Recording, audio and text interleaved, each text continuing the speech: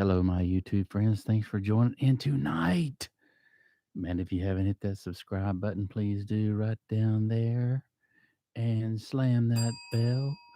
Type down as to why you like a sure microphone, and that's going to get you in a contest when I get my guy over here. That'll get you in. We'll pull you out, man. We're going to do a drawing on it and give away a sure SM7B microphone, and you don't want to miss out. Man, it's Saturday night, and I feel great. I feel really, really, really, really good. And it's good to be here with you guys, man.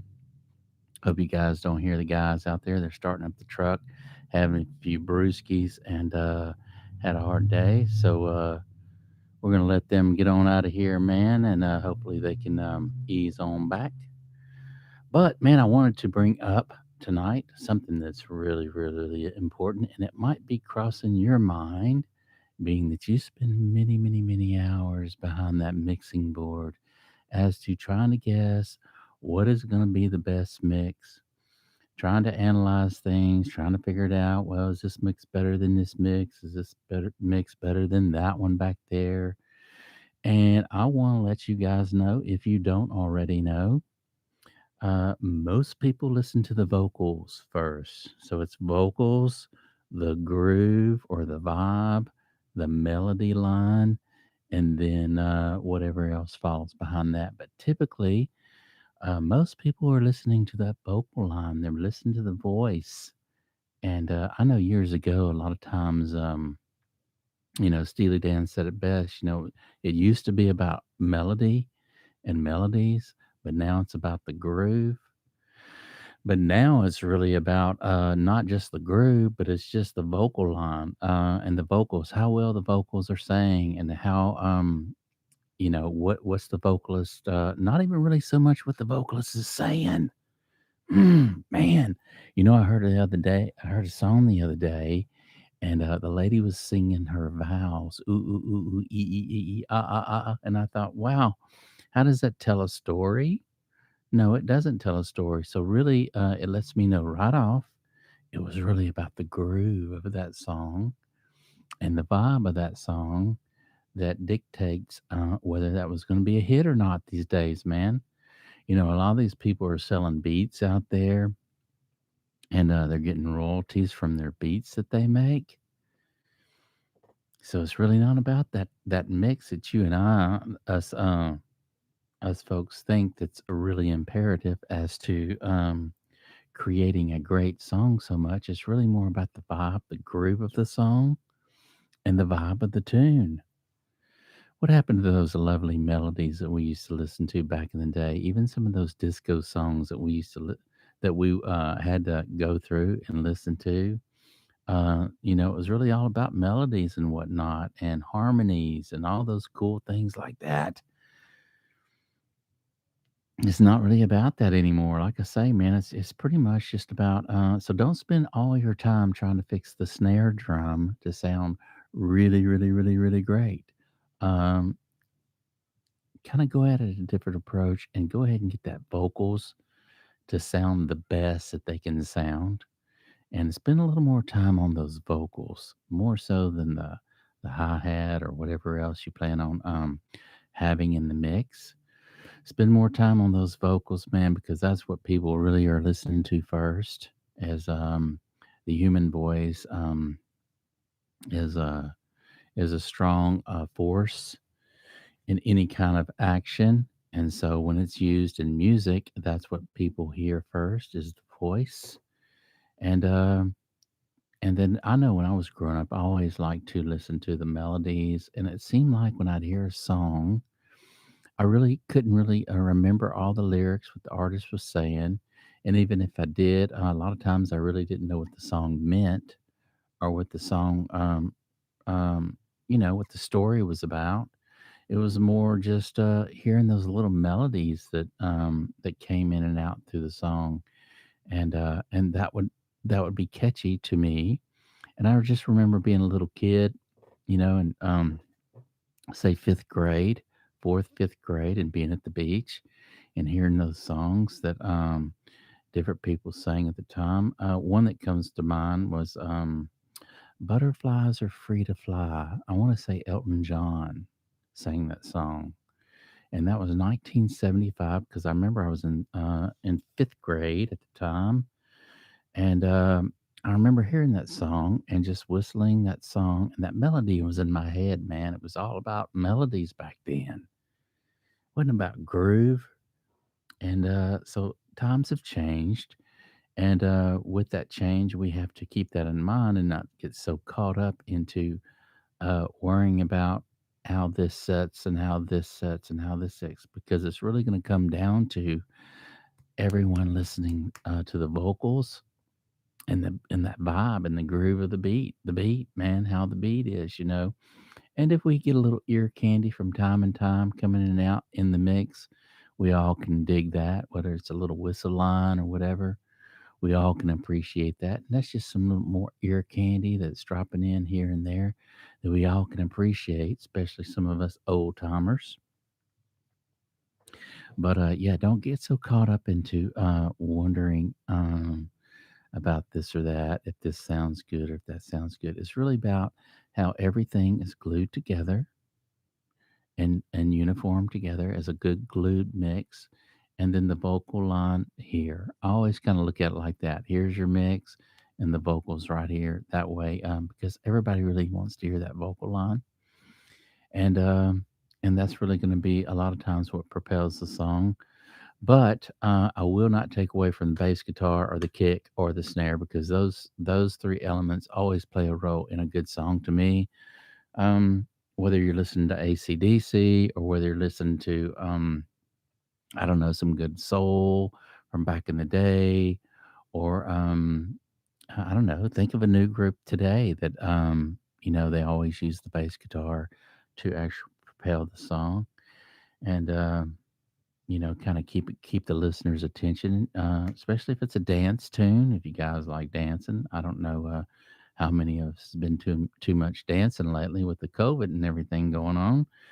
But I know that dance tunes typically use the kick drum, the snare, and the bass guitar to always be the driving force of that song. And so, thank you guys so much for joining in tonight, man. I appreciate you guys joining in tonight. I actually am checking out my audio here. I've been having some problems, as you guys know. And as someone who loves to get in the studio and record and whatnot, I can't have that, man. I can't have audio problems. So I think I figured it out.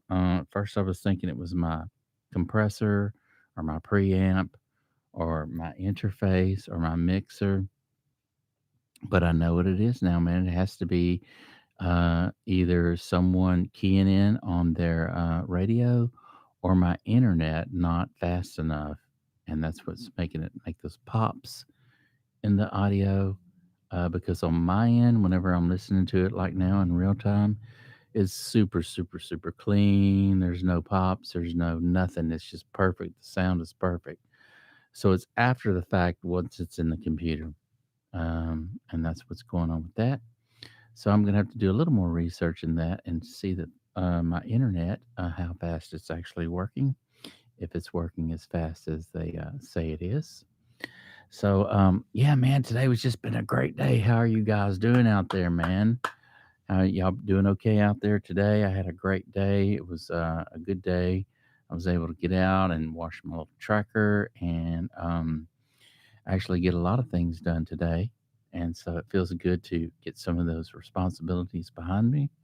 My little car goes out on inspection this month, so that's one more other thing that I have to do that I was thinking I'd do Monday and take care of that. But what builds a good mix? What makes a good mix? That was really the topic that I was gonna talk about tonight. And I honestly have to say, after listening to as much music that I've listened to throughout my time, it really kind of gets down to the vocals, and that's something that is probably one of the tedious things to make perfect or make sound the best in the mix. So if any engineers have any vocal tips out there, shoot them to me, man. Type in the old comment box as to some of your favorite vocal tricks, because that really is the main thing that a lot of the listeners listen to first is the vocals, and it has to sound great. The vocals have to sound great. They can't be out of tune. They can't be wavering from to and fro like an old drunk or an old ship without a sail. So they have to really sound good and solid and fat and big and beautiful in the mix. So that really should be something that a lot of us should spend probably a little more time on is the vocals and to try to get that really good sounding mix. I would say that if you can get the vocals to 99 to 100% sounding perfect, then everything else could probably pretty much be flabbing around here and there because you can guarantee it that someone's going to be listening to that vocal line, and that's what's really going to be standing out. Now, I know a lot of times in the 80s, a lot of your rock music and everything from, I think of like Scorpions, I think of some of your groups like that, a lot of times they would be singing these songs, especially if they were from another country or whatever, from a different country, and maybe they have a British sound to them or whatever. A lot of times I never really could understand what they were singing. And I would actually have to read the lyrics in the CD case, I mean, the cassette tape, if they had them in there, to actually understand what every word they were saying. And so, it was really about just the tone and the vibe of the tune as to what made that a great song back then. And a lot of the engineers back way back then they would call that vocals sitting in the pocket. And so yeah, it was something that really didn't have to be up front so much. If you listen to country music these days, country music, man, the voice is right up front, and everything else falls behind that and supports the voice. And it's something that's has always seemed to be like that in country music. I don't think country music has ever been a tune out there where you had to struggle to hear what the vocalist was singing. But I heard a country song today that came on, and I actually was listening to that. And it's funny how they pretty much all say the same thing, man. My girl, my whiskey, my truck, and it's funny, man. These songs that are number one hits, man, and they're pretty much talking about the same thing.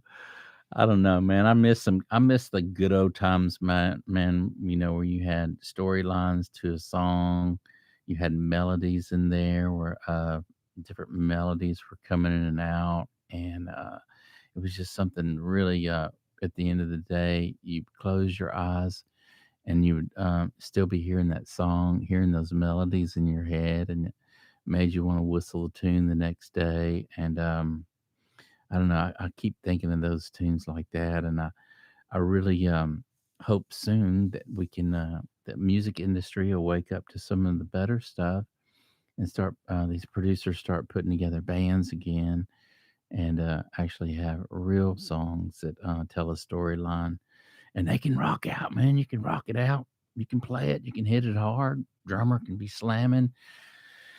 But let's get back down to some real music, man. I want to say that there's probably only a few in the industry that's controlling it all, man. And they dictate who the writers are. And I want to say they do all of it and then just pass it along to someone else to sing.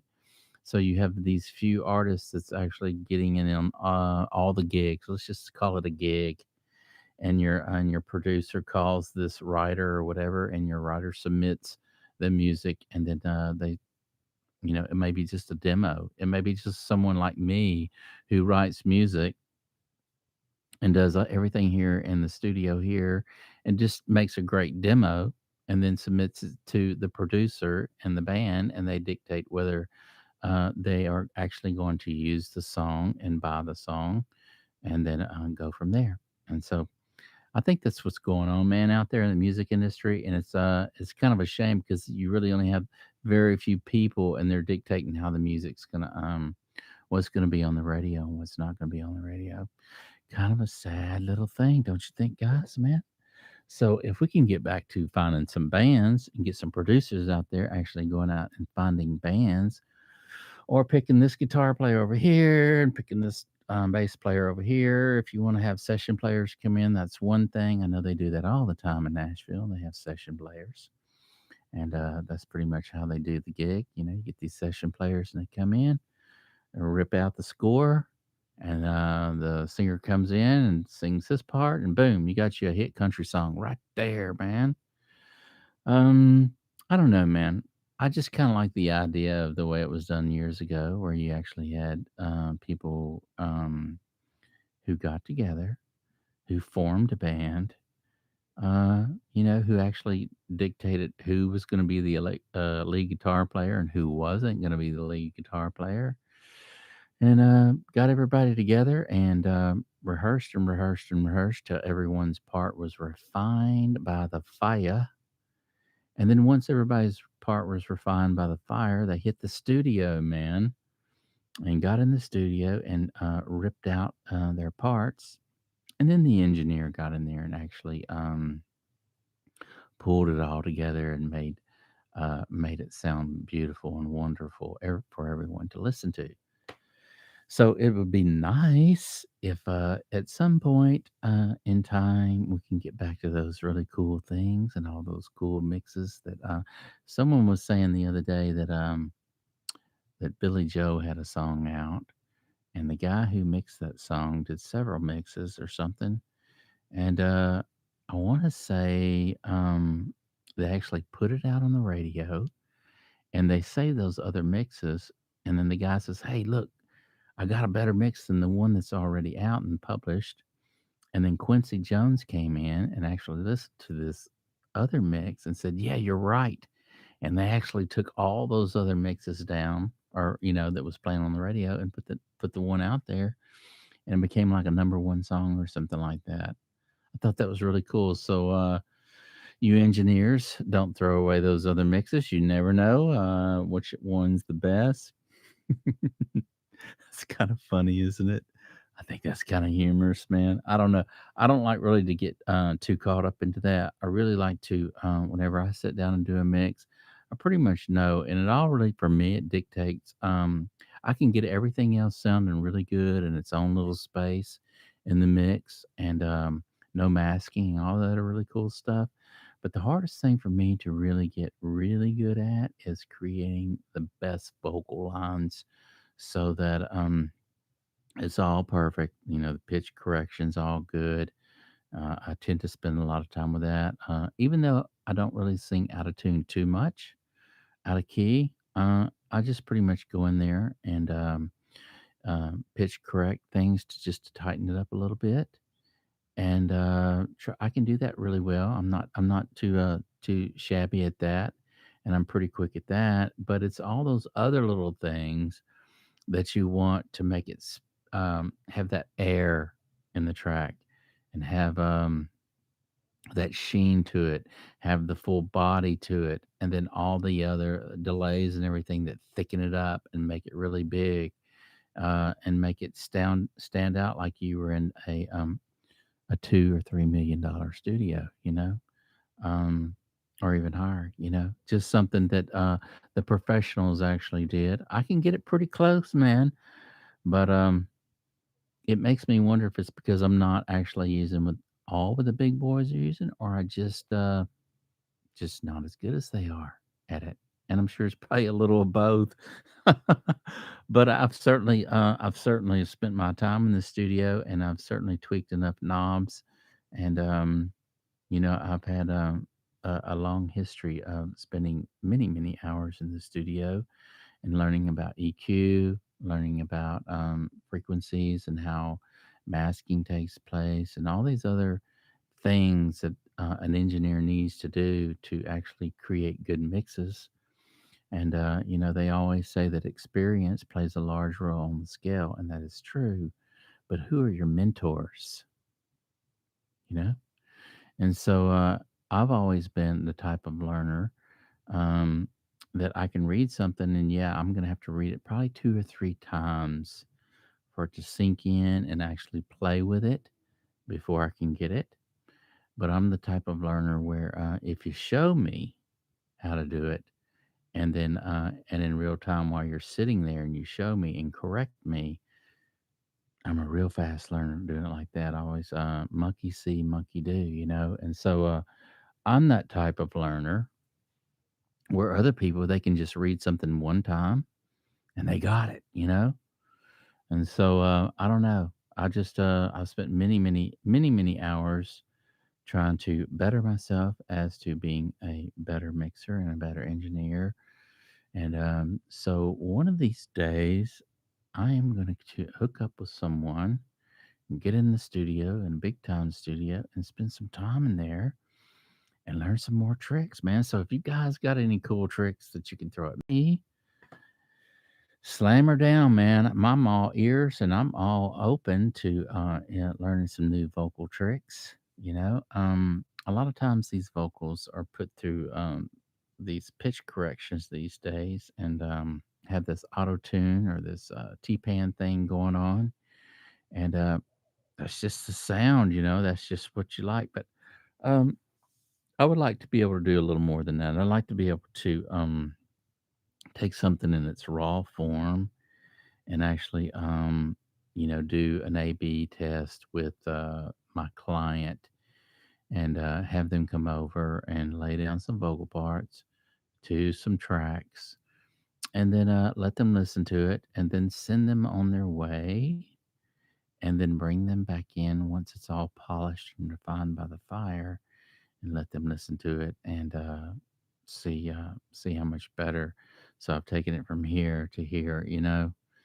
And so that's when you're really really good is when you can actually take a mix that's pretty much jammed up and create a good vibe out of it and create its own space so that everything has its own space to live in, its own frequency to live in, and its own space to live in. And then at the end of the day, whenever you're listening back to those tracks, the clarity within the mix is just super, super clear. You'll notice as you get to be a better mixer that once you start cleaning up those tracks that way and giving everything its own space, man, everything's going to start hitting harder and more punchy and more clarity to it. And it's going to make you go, oh, wow, I didn't even know my acoustic guitar sounded that good. Or, oh, wow, I didn't even know the bass guitar could sound, or oh wow, I didn't even know it all could sound that good together. And so whenever you get to be a good mixer, you can kind of narrow it down, knowing to what frequencies you want to tweak, and giving air and space to each instrument to live in, and that's going to make your mixes sound better, man. Oh man, it feels good being here tonight with you guys, man. I don't know. I tried to get my guy over here and called him earlier, and then I ended up finding out he ended up going to Galveston, and him and his little sweetheart went over there to Galveston tonight, and having a few toddies and enjoying the weekend with his wife and whatnot, and so. Anyway, it might be next week before we actually do the Shure SM7B microphone giveaway, and my hands are tied to that. So, being that Bull Tie Chris actually does the giveaway, I've got to wait for him to come back and do that. But I'm just as excited as you are about it. Oh man! So what have you guys been up to, man? What have y'all been doing today? Have y'all been having a good day and enjoying your Saturday? Is it cold where you're at? It's actually 64. I want to say 64 degrees here in the Big B in Texas. Let's see. I checked it earlier, but things could change. Let's see what the temperature is, man. Kind of felt. Oh yeah. Oh, it's 57. Wow. Yeah, it's 57 degrees here, and it's clear. And so it's actually going to drop down at its lowest point tonight.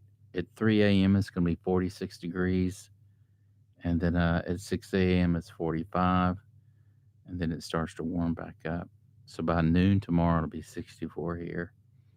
And yeah, man, a lot of cool things going on here at Audio Master our Trib Studio.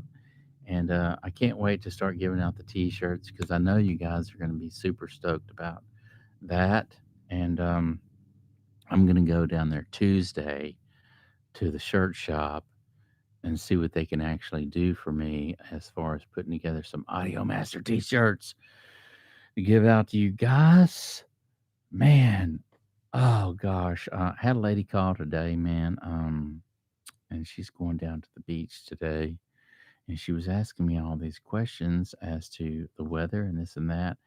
And if you guys ever know anything about being on the beach or being on the water at the beach, it's really nothing to play around with, and you never can really dictate as to what the weather's going to do. You can actually be out in the water fishing on a clear, beautiful day, and all of a sudden, out of nowhere, a big, huge water spout just pop up and be right on top of you, man. And I'll tell you something about those water spouts; they're nothing to play around with. I've actually been out in the East Bay, Galveston East Bay, catching some huge trout, some big old sows, and look up, everything was perfect. And then all of a sudden, things just stop biting for one moment and look up and see a huge water spout and have to jet back into the inland. And I mean, the bay, you don't think the bay can get rough?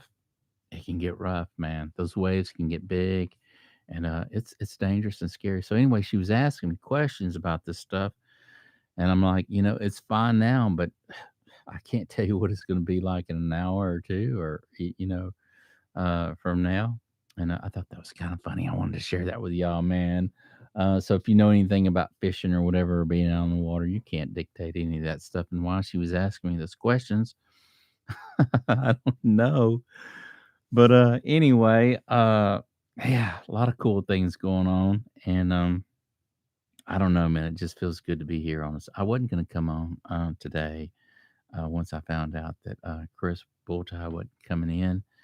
I wasn't gonna come on, and I got to thinking, I was like, "Oh, man, I really need to get on anyway, see what's going on, and, share a little information on what's popular in the mix these days." And I keep hearing these songs, that these artists are putting out, and I really gotta say it's pretty much about the vibe or the beat, and, that dictates whether it's going to be a good tune or not. And then the vocals, of course, nobody, I don't think, really cares too much about storytelling songs or folk songs or any of that other stuff anymore, just because I think we've shifted into a new dimension of music and how from here on out it's going to actually be tracked and recorded. You can pretty much do everything.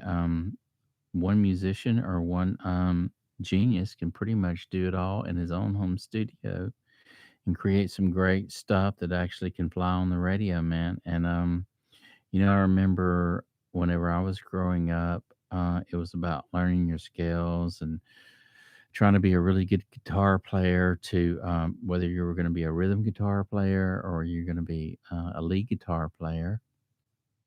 I remember listening to some of the greats back in my day, which were like Steve Vai and some of those guys that were really, really great guitar players. And I want to say that if you're not playing country music, those long lead solos that you and I probably grew up listening to are no more needed. You know, the rock guitar, who killed the guitar? I don't know. Just seems like there's no more long lead guitar solos anymore. And if you want to be a lead guitar player, you better, I guess, be in a country band, working up your chops because it seemed like their lead solos last longer than anything else. Even your heavy metal, well, whatever or whatever they call it these days. Back whenever I was growing up, it was called heavy metal or uh, something of that nature. And it seems like the music that these guys are putting out these days. The last group that I actually listened to was Cowboys from Hell. The guy that actually got someone took his life. He was playing on stage. Oh, help me out. What's the name of that band that he was in? Anyway, someone walked up on stage wherever he was at and took his life. And I don't know what to say about all that. But anyway, he was a really, really good guitar player. He played on Dean guitars. Um, Dimebag Darrell. That's who it was. Dimebag Darrell. He was probably the last rock guitar player that I actually listened to play because I really liked his licks. I liked his style and of playing. And someone took his life, man. I don't know. I don't get. I just don't get that, man. But he was really, really a great musician, and played those big Dean guitars, man. Those big V's and whatever, and really cool stuff, man. Really, really cool stuff. But yeah, all those licks and everything. Where did they go? Where did those licks go? So is that something us engineers have to pay too much attention to about these days, or is it not? Do we spend too much time in the studio trying to make what we think as a perfect mix?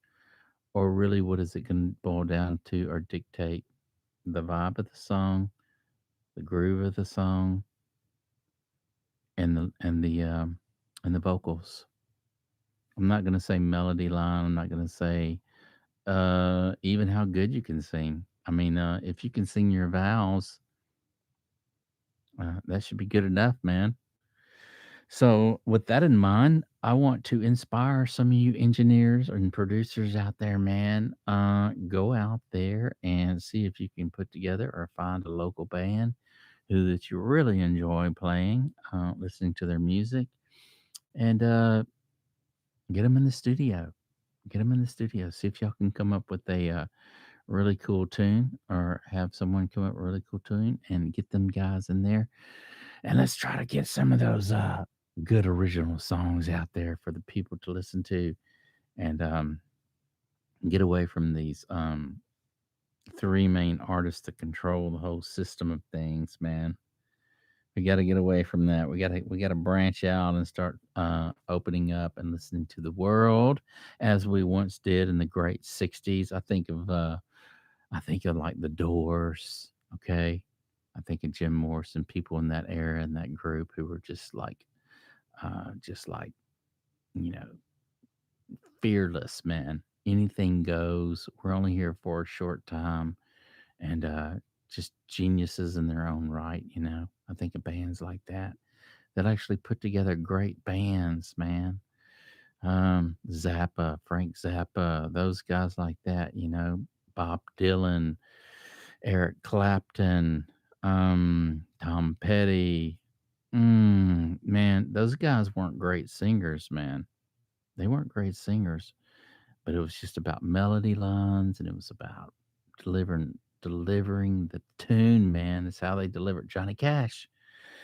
I don't think I've ever heard Johnny Cash sing his gymnastics and on his vocal lines. I really don't. I think it was just his tone, that big that big baritone sound that he had, and just the way he delivered. He could have sang the daggum phone book, and it would have sounded wonderful. People would have bought the tune. But Elvis Presley, there's another one. Oh God, that guy really had a beautiful voice too, man.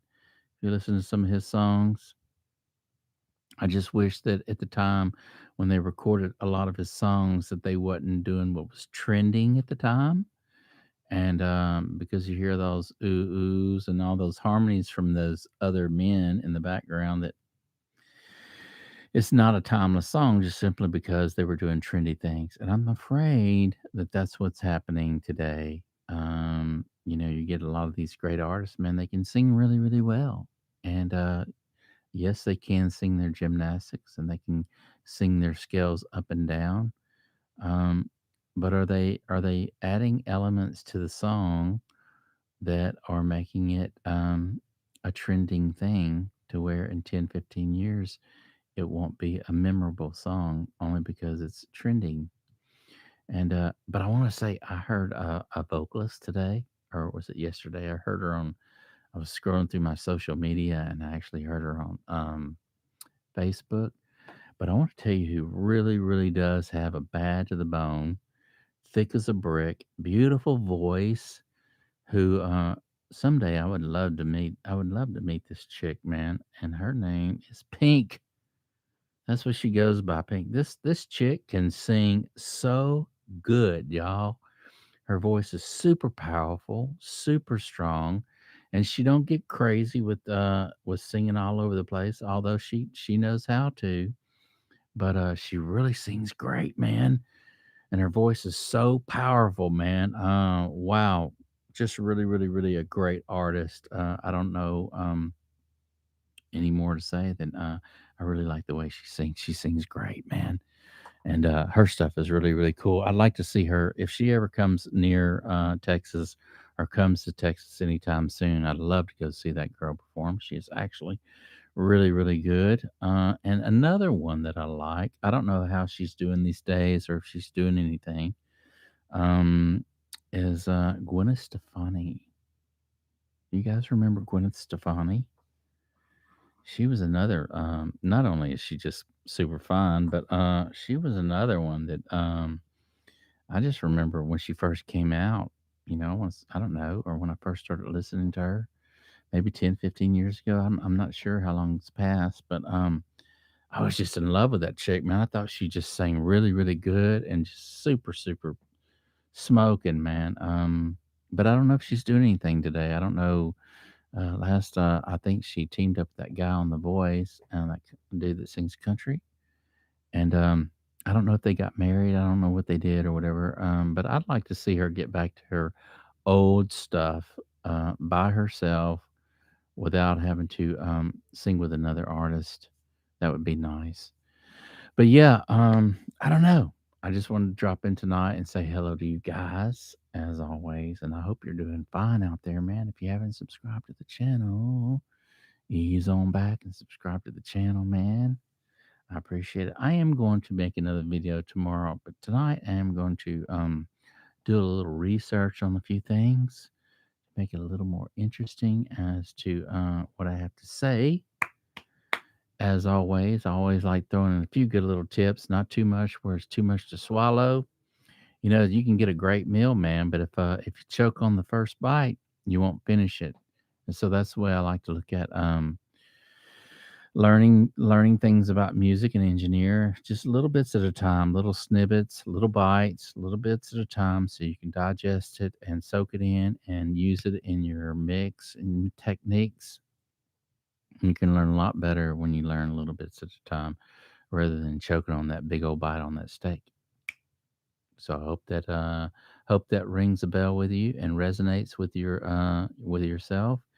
Thank you guys for joining in tonight. All my subscribers, remember please hit the like button and subscribe and share, and we will see you again.